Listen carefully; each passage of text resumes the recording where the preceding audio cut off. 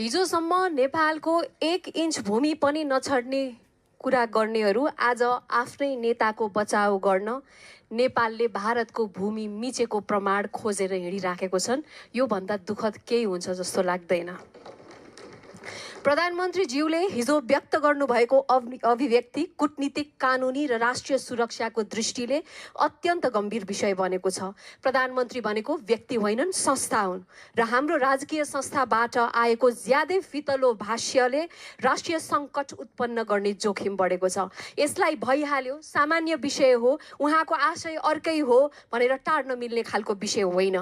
अन्तर्राष्ट्रिय कानुनको स्टोपेल सिद्धान्त अनुसार राज्यका आधिकारिक अभिव्यक्तिहरू पछि अस्वीकार गर्न कठिन हुन्छन्, जसले राष्ट्रिय दाबी कमजोर पार्न सक्छ।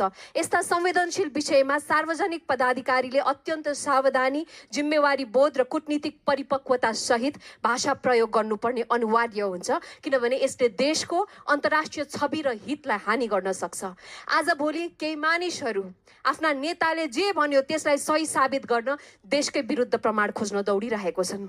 देशको सीमा, सार्वभौमिकता र राष्ट्रिय स्वाभिमान बहसका विषय हुन सक्छन्, तर नेताको एउटा अभिव्यक्तिलाई बचाउन आफ्नो राष्ट्रकै दाबी कमजोर बनाउने काम कदापि राष्ट्रवाद होइन र यो सदनको सम्मानित माननीय ज्यूहरूले त्यस किसिमका गतिविधि नगर्न आग्रह गर्न चाहन्छु।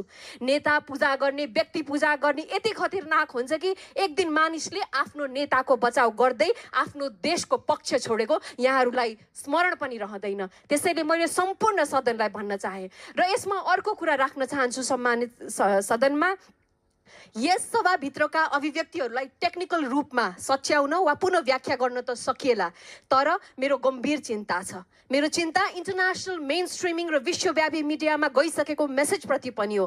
प्रतिध्वनिहरू निर्माण भइसकेका छन्। हामी नेसनल र इन्टरनेसनल मिडियामा गएका मेसेजेसहरूलाई सच्याउन वा हटाउन सक्दैनौँ। अर्को कुरा, एकपटक कुनै अभिव्यक्ति अन्तर्राष्ट्रिय कूटनीतिक वृत्तमा प्रवेश गरेपछि त्यो अपरिवर्तनीय कूटनीतिक छापको रूपमा स्थापित हुन्छ, जसलाई न मेटाउन सकिन्छ, न फिर्ता लिन सकिन्छ, न त सहज रूपमा सच्याउन सकिन्छ।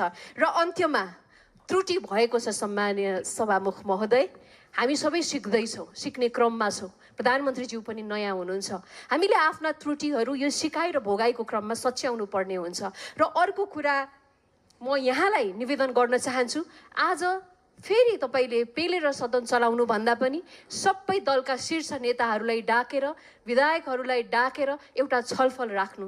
हामी यो मुद्दालाई राष्ट्रको गरिमासँग जोडेर हेरौँ र प्रधानमन्त्रीज्यूलाई पनि यो आफ्नो अभिव्यक्ति सच्याउनको लागि र उहाँले यसमा स्पष्टीकरण दिनको लागि हामी अनुरोध गर्न चाहन्छौँ।